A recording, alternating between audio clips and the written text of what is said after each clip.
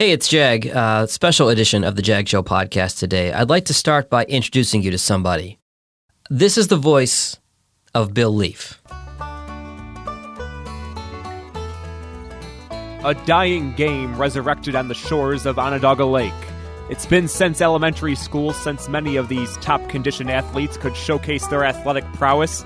But now the Onondaga County Parks Department has given this little kid's game a big league feel.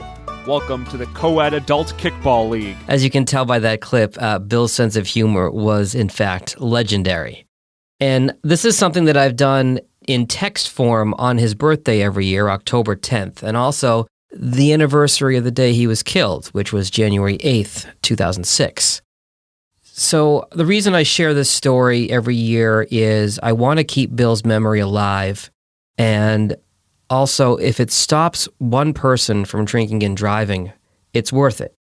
On January 8th, 2006, my best friend Bill Leaf was struck and killed by a drunk driver in Syracuse, New York. Bill would have been 40 this weekend, October 10th, 2020, and I thought it'd be kind of a cool thing to do this as a podcast this year and honor his memory. So I'm going to tell you the story. I'm going to try to get through it in pretty close to one take. I have a box of tissues here if I need it.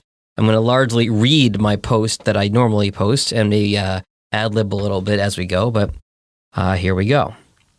So it was Saturday night, January 7th, 2006. I was doing my radio gig for what was then Club Rave in St. Albans, Vermont. It had been a good night, even though my wingman Bret and I had to TiVo the football game.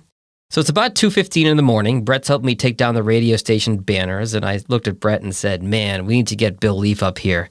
He was the king of one-liners, and he would have owned the bar that night. And I'd been trying to get Bill up to visit Vermont for a while, except his dad had been stricken with ALS, and he was spending most of his time in the hospital with his dad, so his trip to Vermont was on hold temporarily, or so we thought. So right around the time I was talking to Bret about Bill, Bill was on his way to WSYR Radio in Syracuse where he worked. He'd spent the evening with his boy Brian, and he wanted to read up on the following day's New York Giants, Carolina Panthers NFL football game. And the problem was, now remember this is January 2006, he only had dial-up internet at his house, so he wanted to go to the radio station and make use of the faster internet connection. It's funny how these things work. If he'd gotten in the car 30 seconds earlier or later, what if the Giants had played the Saturday game instead of the Sunday game that weekend? Those what-ifs were just endless. But as fate would have it, shortly after 2 a.m., Bill was headed south on Interstate 81 in Syracuse, right under the Court Street overpass. Shortly before that, a very drunk Matthew Benedict, after being overserved at 2 downtown bars, got into his mom's F-150. He'd had no license due to his previous drunk driving convictions. Benedict was so wasted, he went up the off-ramp and entered the highway on the wrong side. He was headed northbound, but in the southbound lanes. So as Bill rounded the corner at Court Street in his little black Pontiac, he must have seen the headlights of the truck approaching him. He swerved, but didn't have enough time to react and was hit head-on. We assume, and those who were on the scene have verified for me, that the impact was so sudden that he was killed on the spot. He never had a chance, and the only good news is that he didn't suffer. So oblivious to all this, 300 miles away, Bret and I grabbed some food at Price Chopper and settle in to skim the Patriots' annihilation of the Jaguars on my TiVo. And by the time we wrapped up and went to bed, it was about 5 a.m. and my cell battery was almost dead, so I turned my phone off. I never did that. And I don't think I've turned my phone off when I've gone to bed ever since. So about 8:30 in the morning, my phone rings. Freaking telemarketers, I thought to myself. After a while, everyone I knew called my cell. Nobody would call my house phone, so I rolled over and let the machine pick up. And I hear, John, hey, it's Maria Leaf, Bill's sister. I need you to call me as soon as you get this message. So I jumped out of bed and grabbed the phone. I was still kind of groggy. I said, Maria, hey, what's going on? She said, I'm afraid I have some really terrible news. Now, at this point, the only logical assumption was that her father, Bill Sr., had passed away. The man had been in deteriorating health for quite some time, so when Maria said my brother was hit and killed by a drunk driver last night, my brain heard my dad died. After a second or two, I realized that wasn't what she said. What? She repeated it. Oh my God, I'm so sorry. So Maria, always the level-headed one, continued, I really hate to ask you to do this, but can you start letting all the Syracuse people know I'm on the road driving up from D.C. and I really don't have anybody's phone number? Yeah, sure, no problem. So I hung up and stumbled down the stairs. Bret was asleep on the couch. When he heard me come down, he sat up and looked at me, and the look in his eyes basically said, "What the bleep are you doing up? We went to bed 3 hours ago." So I managed to spit out the sentence, "Bill Leaf was killed by a drunk driver last night." Oh my God. Yeah, I'm going to go back upstairs and start making some phone calls. So I turned on my cell. There were 2 voicemails about 6 a.m. and later. One was from our very good friend Matt DelSignore, who'd worked with Bill at WSYR. "Hey, Jag, it's Matt. Call me when you get this. It's important." The other voicemail was far worse. It was from Kim, Bill's on and off again girlfriend of the last 8 years and really his best friend. I don't remember what she said, but she was bawling. The next hours were kind of a blur. I don't remember who called and in what order. I called our good buddy Jay at home in Connecticut. His cell was also off, so I called the house. I had to have his mom wake him up at 8-something in the morning so I could deliver the news. Could you wake him up? It's important. Called our friend Katie Bell. She soon rushed me off the phone so she could call Kim and check on her. So I returned Kim's call. She and I must have talked 10 times that day. I called Christina, the girl that I was dating at the time. There were other phone calls. At one point, I didn't know who else to call, so I called my mom. I was sobbing and stuffed up when I called her, and when she heard my voice, her first question was, "Do you have a cold?" "No, I'm crying." Told her what had happened. I could tell that she just felt so awful for me. There was nothing a mother could do in that situation besides listen. Later, I found out that Matt was agonizing over calling me. As a coworker of Bill's, he'd gotten the news very early, and he was faced with the daunting task of calling me to tell me my best friend was dead. And later that day, he had to anchor the news and read the story about Bill on the air over and over. I don't know how he did it. Meanwhile, I was agonizing over calling Brian Drakes, Bill's high school best friend, who he'd been hanging out with that night. He called me back shortly before noon as Bret and I were about to go make a Dunkin' Donuts run. "Hey man, what's up?" "Sit down, I have some bad news." "Dude, I just found out that one of my best friends is going to jail. Nothing you could tell me could possibly be worse than that." "Brian, sit down, this is worse." So I had to break the news to him. He was just dumbfounded. He called a few more times that day for the details of how, where, etc. He went to the scene, tried to digest it on his own. The rest of the afternoon was a blur, and God bless Bret, he sat patiently on the couch as I made and fielded what must have been hundreds of phone calls. Bret stayed over an extra night just so I wouldn't be sitting there alone. And as I've told him every time I've seen him since, for that I'll be eternally grateful. So that was Sunday. Monday, I go back to work at the radio station. I was filling in nights that week after our night guy had blown out his knee, I think. So I talked about Bill on the air, and listeners called in with support and their own stories. I'm glad I did it. And the week wore on, and plans for the funeral and wake and everything came together. So Thursday, I headed out to Syracuse. I must have stopped 4 times during that 5-hour drive. I was so nervous, my stomach was just in knots. And at one point on the New York Thruway, I was talking to my dad on the phone. He asked me if this was the hardest thing I'd ever done. I told him I'd know after it was over. In hindsight, I don't think there's any doubt. So the wake wasn't until Friday, but Bill's dad's health had deteriorated to the point where he couldn't be let out of the hospital, even for his own son's funeral, so the decision was made to sort of bring the wake to him on Thursday. Much to my surprise and honor, the family had asked Kim and Brian and I to be part of it. I got to the hospital before Kim, and when I saw her in the lobby, I just ran up to her and one of the biggest hugs of my life.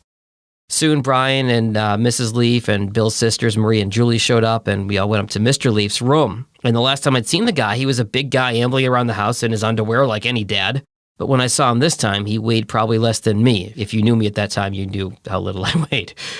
It was tough seeing Bill's dad like that, but not nearly as tough as what was next. We all made our way down to the hospital's chapel in the basement. They were going to bring Bill there so we could read parts of our eulogies, and Bill's dad could see him one last time. Kim and I walked down that hallway arm in arm, because if we didn't lean on each other for support, we would have fallen over. And then came, without a doubt, the single worst moment of my entire life. We turned left into the chapel, and I saw my best friend laying in a casket. I remember gasping some semblance of, "Oh my God," as my knees buckled. Unfortunately, Kim was there with me to help me stay upright. She'd already had that initial shock because she'd gone to help identify the body earlier in the week. So we ran through parts of our eulogies, mainly for Mr. Leaf's benefit, and then Brian saw something that I, to this day, am thankful that I didn't see. When they wheeled Bill Sr. up to the casket, he reached out, touched Bill, and muttered, "That's my boy." The word heartbreaking doesn't even come close. So we wrapped up the mini-service. Kim and Brian and I went up to the Syracuse campus to Acropolis, the Greek pizza joint. And we laughed. They remembered Bill's impressions of the guys that worked there. You want slice? Brian pointed out that every time he'd ask for a Poison song in his satellite radio, one came up. They were Bill's favorite band. I'll come back to that later. We had a couple slices. I called up Professor John Nicholson at Syracuse's Newhouse School. He was Bill's and my favorite professor in college, and he liked the both of us. And fortunately, by some stroke of luck, he was in his office. I went up there and shot the shit with him for quite some time.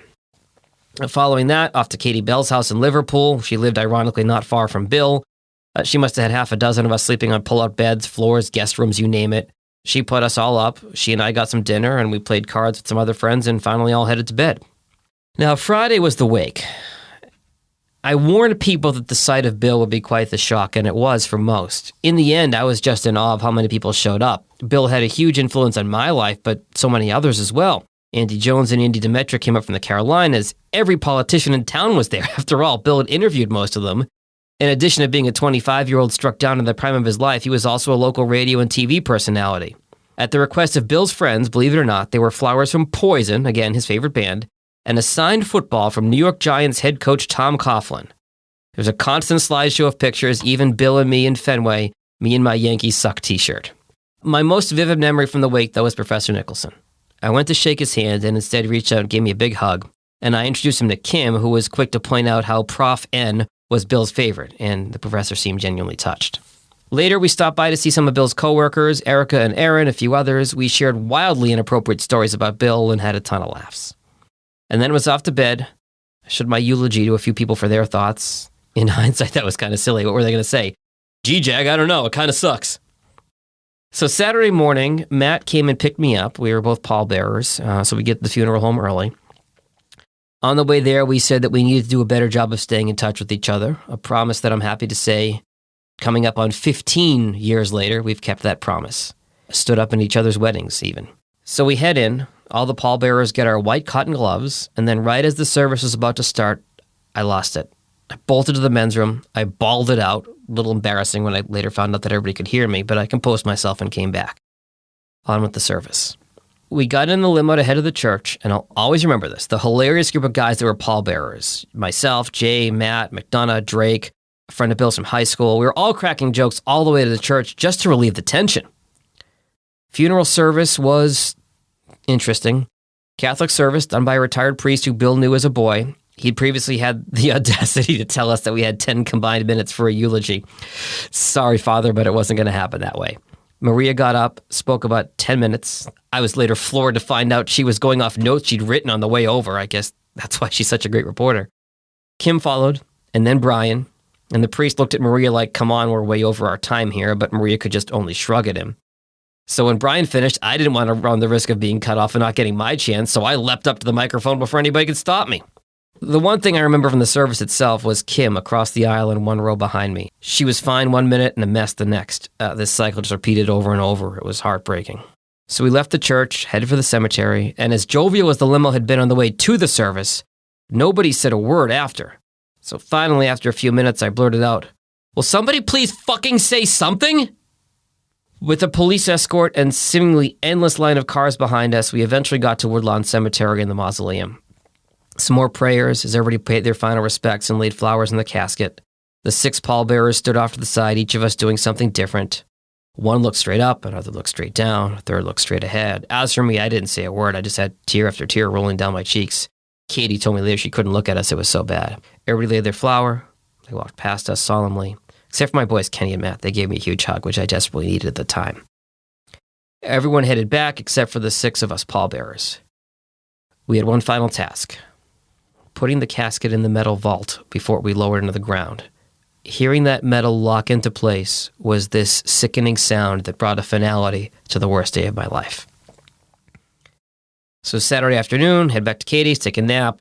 Emotionally drained, doesn't even begin to describe it. And then Katie had everybody over that night as a little shindig to decompress. We had some laughs. We listened to some of the homecoming mix CDs that Bill had made us over the years. He always loved having us all back in Syracuse for a weekend. Finally, everyone else left. Katie went to bed, and it was just Lean and me. There we were. We hugged goodnight and didn't let go for 20 minutes. It was tough. So finally on Sunday, it was time to leave. Kim and Lean and I stopped at the Dunkin' Donuts by Bill's house that I'd been to with Bill a bunch of times. We sat at a 4-person table, that group of 4 of us that hung out so many times senior year. And Leon had said, that seat shouldn't be empty. And then in one of the most difficult moments of the weekend, Kim finally cracked. She'd handled everything so well for a week and she knew it. But what do I do when you guys leave? She asked. I don't want you to go. I briefly thought about quitting my job then and there and never going back if it would mean helping Kim. I felt awful about having to leave. But I did. Got back to Burlington in time for the season premiere of 24, back to work on Monday, worked like crazy all week to catch up on stuff after having been out that Thursday and Friday. And then finally that Friday night, for the first time in 2 weeks, I had nowhere to be. I picked up some food and I headed home. And I listened to Brad Paisley's When I Get Where I'm Going. It was a recommendation from my friend Brandy. And finally, all the adrenaline wore off. I sat down on my bed and I cried. No, I didn't cry. I bawled my eyes out for a good 45 minutes. Finally, I let it all out. And thank God I did. There have been so many things in the last 15 years that Bill's missed out on. All the ups and downs of my personal and professional life I would have liked to counsel him on. Landing my dream job in Detroit, losing it, going to New Orleans, coming back, getting married 3 years ago. It sucks that Bill couldn't be there standing next to me when I got married, but I did get a nice text message from Kim that afternoon of my wedding. Hey, just wanted to send a quick good luck text. Thinking of you two tonight. No doubt it'll be a great wedding. Bill is always with you. He'd be so happy for you, and I know he would have adored Ellen, especially for agreeing to marry you. LOL, just kidding. But seriously, he truly cherished your friendship. You will honor him the most by loving Ellen with all your heart. It's what he always wanted for you, to be happy. I have no doubt he will be there in spirit all night and guiding some wildly inappropriate liners. Best wishes and lots of love from the Cuse. Orange emoji. Champagne emoji. I do feel fortunate that Bill was at my wedding in spirit. It's Jewish custom to make a charitable donation prior to a wedding, so we donated the cost of 2 plates, Bill and his guest, to the scholarship fund set up for him at Syracuse. I was also thrilled that Bill's sister Maria could be there. She ended up at table 11, Bill's favorite number after his favorite player, Phil Simms. We didn't plan that, but maybe Bill just had a hand in that when we did the tables. And I really am thrilled and grateful that Maria and I have become such good friends over the last 15 years. It's not just because of Bill either. She's a legitimately important friend in my life, and I'm so glad she could be there. And of course, we played Bill's favorite Piano Man and all sang along in a giant circle at the end of the night. I'm sure Bill will be happy for all of us, too. Matt's worked at some amazing radio stations and now has his best job title ever, Dad ×2. Our good buddy Jay got married as a dad now as well. I might have stolen the idea to play Piano Man at the reception from him. Maria worked to pass the Bill Leaf Brandy Woods law in New York State, creating harsher penalties for repeat drunk drivers. I'm sure Bill would think it's cool that his name is on a law. And also, Kim is now married to a great guy with 2 kids of their own. Bill will be happy that she's happy. And of course, the Giants winning 2 Super Bowls, but let's not go there. Tragedy hit us once again in October of 2018, 2 years ago, when our good friend Leon, after giving birth to twin boys in March of that year, died suddenly in her sleep. There's no doubt that Kim and I wouldn't have made it through that weekend in January in 2006 without her friendship and support. And now I can't get that image of that Liverpool Dunkin' Donuts out of my head when Leon said that seat shouldn't be empty. Now there's 2 empty seats at that 4 top. Of our senior year group of 4, only 2 of us are left. Bill never saw 26, and Leon never saw 39.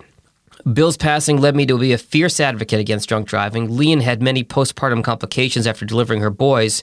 We thought she was out of the woods, and she was back to work and tenaciously advocating for maternal health in the U.S., a country which lags far behind the rest of the developed world in that area. And fortunately, a number of people have taken up the cause in Leon's honor, and it's my hope that we get better in that area as well. In a moment, I want you to hear from some voices other than mine about Bill. But before that, included in my text post of this every year, or my blog post, is my eulogy for Bill, which I delivered in Syracuse on January 14th, 2006. I was so nervous, I read it so fast. Hopefully it's a little bit more intelligible this time. Here it is. The funny thing is, I've actually been writing this speech in the back of my head for about 7 years now. I always figured I'd be giving it at Bill's wedding, not at his funeral. Bill always loved being the center of attention, so there's no doubt he's watching all this now, smiling, probably cracking a few one-liners up there. We pondered some of life's great mysteries together, from football, classic rock, and girls, to some deeper stuff too. A couple times he said to me, "Man, I wonder who would be at my funeral." Well, Bill, here's your answer. The outpouring from this whole community over the last week has been truly astounding, particularly when you consider that Bill lived his entire life in Syracuse, and he was damn proud of where he came from. Our freshman year in Sadler Hall, we used to hear the students from big cities like Boston and New York hating on Syracuse.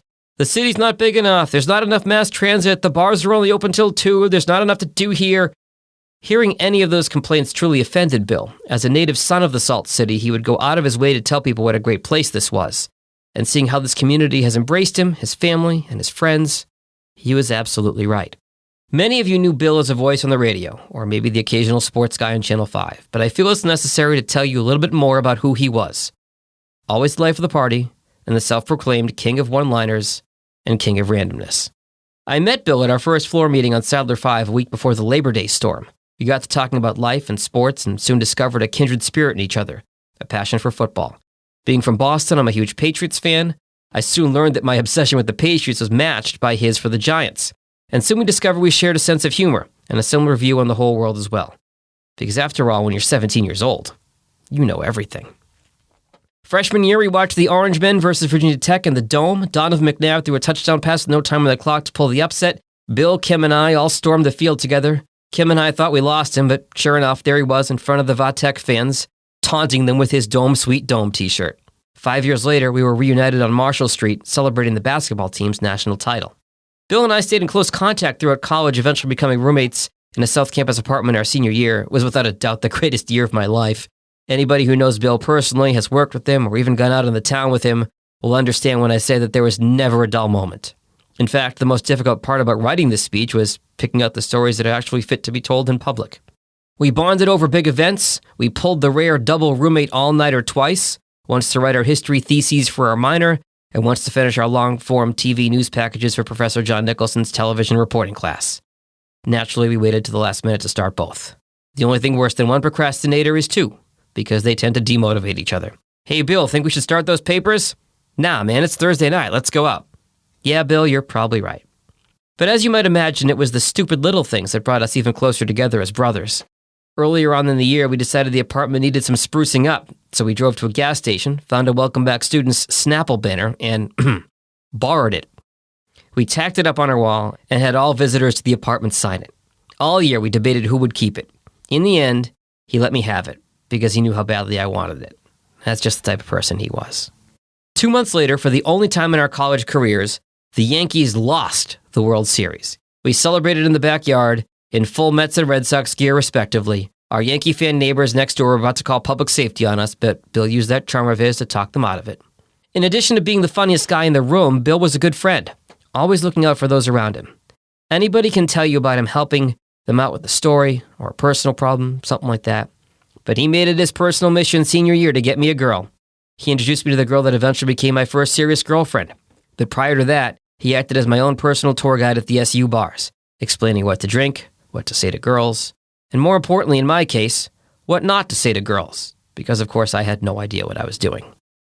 But Bill's the type of person that can initiate a conversation with anyone, and I was happy to ride his coattails. Bill was my best friend, so I knew what a great person he was, how funny he was, and what a joy he was to be around. But over the last week, I've been surprised to see how many others were able to realize all of that too. There are people here from all over the country that knew Bill just well enough to know what a great guy he was. My friend Kenny from Boston hung out with Bill and me maybe 5-10 times tops. When he heard the tragic news, he called me in tears asking about the arrangements. In the few times he'd been out with us, Bill had made such an impression on Kenny and made him feel part of the group that he knew he had to be here today. Bill made many of us feel like family, but the truth of the matter is, he always made sure his family came first. The reason Bill wasn't there with me when my Patriots won their first Super Bowl was simply this. He always watches the Super Bowl with his dad, and he couldn't break that tradition. Several months ago, he was planning a trip to visit me in Vermont, but canceled everything when his father took ill. And catching up with him on the phone in recent months was tough to do. Bill was getting up, going to work, going to the hospital to be with his dad until the end of visiting hours, then going home to help his mom with all the family affairs in his dad's absence. I think that says a lot about him as a person. On top of all of that, he was occasionally doing sports on WTVH5, something he was very proud of. He'd always wanted to do TV sports, and now he was doing it in his hometown, where his dad could see him. He was always hesitant to take some small-town starter sports job in another part of the country because he didn't want to be away from his family and Kim. Bill and I were there for each other in the good times and the bad, including stretches when we both went through a sort of quarter-life crisis. The assumption in that term is that at 21, your life is only a quarter over. For those of us who are fortunate enough to have him in our lives, we will no longer have the corny, often inappropriate jokes that accompany that smile of his and that look he always had. He was so proud of his jokes that he would eventually disable your defenses and make you laugh with him. And yes, ladies, the eyes. He knew he had them. I want to conclude by breaking a cardinal rule of journalism and quoting something without attributing it because, well, I don't know where it comes from, but it seems appropriate. When you were born, you were crying and everyone else was smiling. Live your life so that when you die, you'll be smiling and everyone else will be crying. In his short 25 years, Bill had the uncanny ability to make everyone around him smile. And as time goes on, each of us has stories that we'll always look back on and will laugh. The real tragedy is we'll never know what he would have come up with in the next 50. Bill, I always loved you like a brother, and I know I always will. So that was my eulogy for Bill, given at his funeral. So it was kind of a last-minute thing, but I put the call out on social media if anybody had some stories about Bill to share. I wanted to honor him in honor of his 40th birthday this weekend, and here's what I got. Hey, this is Jay Kivela, and I met Bill our junior year at SU. I met him through our mutual friends, Lee and Frank. They would constantly just be telling me funny stories that happened in their class, and so many of them came back to funny one-liners that were delivered by Bill. And they were always telling me, oh, you got to meet Bill. You got to meet our buddy Bill. He's great. And Bill more than lived up to the hype. I think I met him at a party, became a fast friendship for us. And it was just an awesome last couple of years at college, going out to all the parties and the bars with Bill and the crew. And Bill was definitely the ringleader. He had the funniest jokes and all the good one-liners. I met a lot of great friends through Bill, which I appreciate to this day. But not only was Bill the life of the party, there was also a great depth to him. And I think that's what so many of us appreciated, because when the parties were over and you were home for the bars, you could have real life conversations. And it was just one of the most meaningful friendships I've ever had. And, I just miss him a lot. Hey all, this is Bill's sister, Julie. One big thing I can remember about my brother is his sense of humor. We both kind of share that together. I remember our prank phone calls as children. My brother used to love to prank phone call our elementary school. We actually got in trouble once with the town of Clay police over it. Over a period of time, we had prank called our elementary school and said various things to the principal about his last name. His name was Mr. Dazens. So he would call him up, and his first name was Harry, actually. So he'd call him up and say that he wanted to kick Harry A. Dazens in the raisins. The school eventually found out who we were, and they called the town of Clay police and tried to press charges on us. And I just remember we got grounded for like a week or two. And we also like to prank call Teen Talk together and come up with fake problems. And I just remember a specific incident where my brother called Teen Talk and he was on the air and he took the phone and decided to stick it in the toilet and flush down the air, which we thought was hilarious at the time. And then I remember my father picking up the phone upstairs, and this is back when we had a landline, and he was screaming on the phone, telling us to hang up the phone and stop playing games. And all of this got on the air on 93.2. Here's Brian Drake. Wow, Bill's going to be 40. That's crazy. It's so sad that we didn't get to see him, grow and get married and have children and be a part of our lives as much as we would be a part of his. I still remember his 21st birthday, his 20th birthday, and having a ton of fun going out. And, Bill was a guy that loved to have a good time and go to the bar and see his friends and, bring that party atmosphere wherever he was. I can't start a Bill story without thinking about the times we had at Poison concerts. Not everybody's a fan of 80s hair band Poison, Bret Michaels, and CeCe DeVille, and Bobby Dahl, and Ricky Rocket, and I can't believe I remember those guys' names. But I loved how Bill was such a fan, and he was just unabashed in his love of the band Poison. And he would buy their albums. And I remember telling him one time, like, Bill, why are you still buying Poison CDs, man? Everyone's downloading things. This is early 2000s. And he goes, they need it. And him saying that was so cool.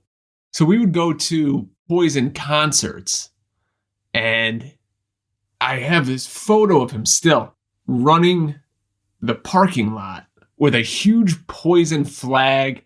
He's got a bright orange Poison shirt on, and we're just having a blast. And he's just in his element, man, because he can love his favorite band and he's around other people. We're going up to guys who they've got their shirts off, and one guy had like duct tape over his nipples and he had like a swear word written on his chest. And we're like, we got to hang out with this guy. So we went over and we tailgated with him for a minute.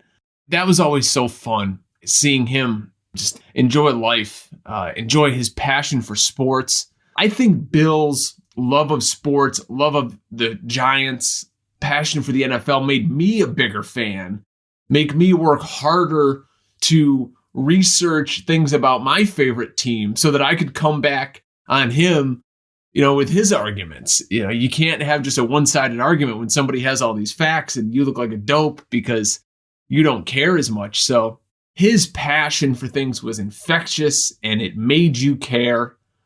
I always go back to our great times in high school when we were editing the nightly news, the Henniger High School student newspaper, and the great times we would have sitting in the back of Mrs. Carlucci's journalism room, editing stories, trying to make the paper better, trying to make people actually care about reading it, something they hadn't done in years and years. And the passion that Bill had for that project and for journalism and, his upcoming career in that field always really impressed me. He's someone who knew what he wanted to do and he wasn't going to stop until he got there. And he had a lot of fun along the way doing it. From Henniger High School to Syracuse University, watching him work tirelessly to get on the air at WAER and then get a job here locally and be on TV and radio. It was just awesome to see, man. And that's one thing I'll always remember about my friend Bill is his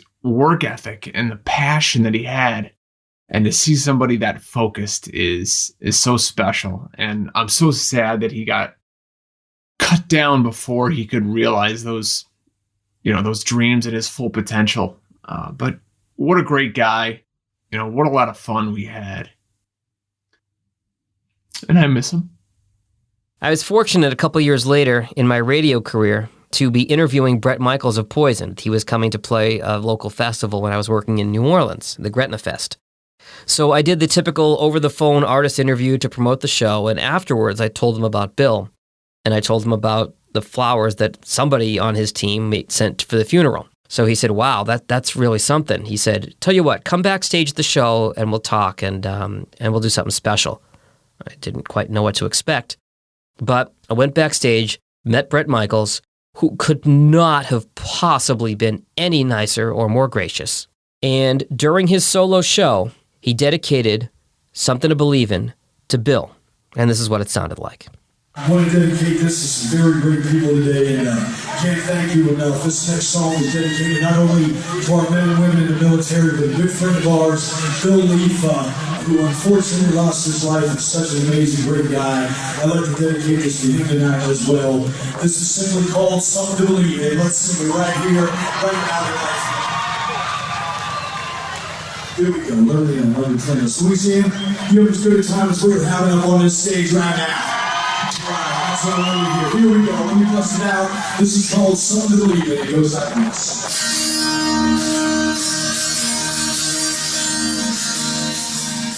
My name's Matt DelSignore. Bill and I were classmates at Syracuse and later worked together at WSYR Radio. In my experience with Bill, there was always an element of mischief. Everything kind of came with a wink and a smirk. Nothing mean-spirited, just playful misbehavior. Bill was fond of the word mayhem. When he hosted the morning show on our college station, Z89, for a summer, he rebranded the show Mayhem in the AM when he was on. He did just enough to make management, including me, a bit nervous, but never putting the broadcast license in peril. He had the same spirit at WSYR. Bill and I worked nights together, and it always seemed to take just a bit longer to finish our stories because he'd be holding court, telling jokes and making everyone laugh. Outside the newsroom, it was the same energy. A lot of us hung out together. And if things ever got a bit wild or random, you can bet Bill was at or near the center of the action, either leading the way or encouraging the hijinks. I remember one night that ended with Bill and a colleague of ours running through the fountains in Clinton Square at 2 a.m. He took his work seriously, and I think that he was really proud to be on the radio and on TV in his hometown. But Bill also took his fun seriously, wanting to include as many people as possible, and I think we were all better for it. Here's Professor John Nicholson. Bill was in my TV news reporting class with a bunch of people. Bill was the kind of a guy, he'd sit in the back row all the time, and he would say something softly, sotto voce, so to speak, and people would start laughing in the back row. And I would say, hey, Bill, you want to share that with the whole class? And of course, Bill, being Bill, stood up and said, sure, and then proceeded to say whatever it was. It was always unbelievably funny.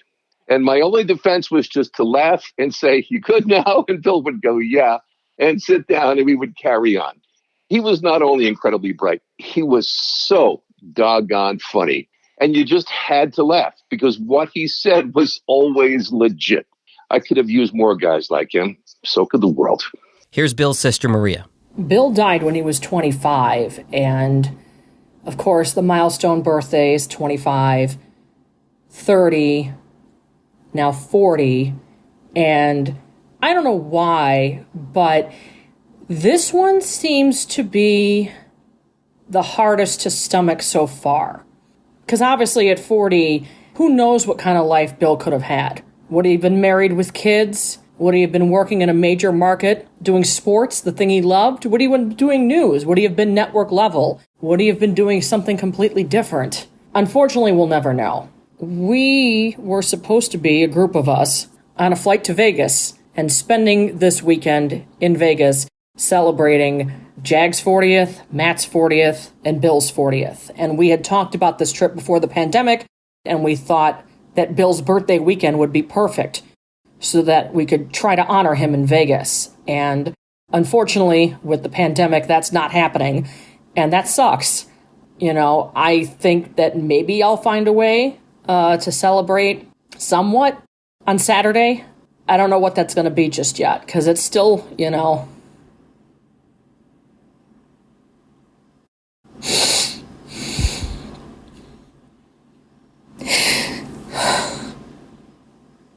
It's still hard. After all these years, you would think it would be better. But it's still really hard to think about the fact that he's not here. I think about it a lot, like when I'm doing something that I know Bill would have enjoyed, going to concerts when we used to go to concerts, or sporting events. You know, when the Nats won the World Series. All this stuff that I wonder what Bill would have said, the conversations we would have had, those types of things. And I try not to think about that a lot. I really do try to look at the positive. The fact that, you know, in his death, we have passed legislation increasing the penalties in regards to repeat offending drunk drivers, the annual kickball tournament to raise money for a scholarship in his honor. The fact that we've kept his legacy alive all of these years in Syracuse and Central New York. Through this tournament, people still know who he is and what happened. And I feel like we've likely have saved a lot of lives by people thinking twice about driving drunk. And you have to kind of look at the positives. You know, you would think after all these years it would be easy to know what to say, but it really isn't. And I talk for a living. But all I can say at this point is how thankful I am that people still remember him, honor his legacy, that I've been able to, you know, develop strong, deep friendships with many of his friends, with Jag, with Matt, with Josh. And I'm so thankful for those friendships. And I really am looking forward to when we all can go to Vegas and celebrate, because I'm hoping that will be soon. Bill's going to make it happen somehow. You know, I wish I had a one-liner or a dirty joke to throw in here, because it would seem like it would make sense, because that's what Bill would do. He's going to have a pretty stellar birthday. Eddie Van Halen just died, so hopefully, you know, there'll be a concert and he can go see Van Halen again. Even if he's not, I know he's up there celebrating with my father and my mom and other family members and all types of cool celebrities. And I know he would have been thrilled to meet in real life and whatever else. So I hope that all of us listening to this can take time to think about the good times with Bill and, you know, raise a glass of something responsibly in his honor this weekend. And even for those who didn't know him, but know his story, the most important thing we can do at this point, the best thing we can do at this point, is continue to stress the dangers of drunk driving and encouraging people to take ride sharing, because You know, if we had ride sharing back then, Bill could have been here today. As I say every year at the kickball tournament, there really is no excuse to drive drunk. There just isn't. I miss him every day. I feel him with me often. And I hope he has a fantastic birthday up in heaven. And finally, I want you to hear from Bill himself one more time.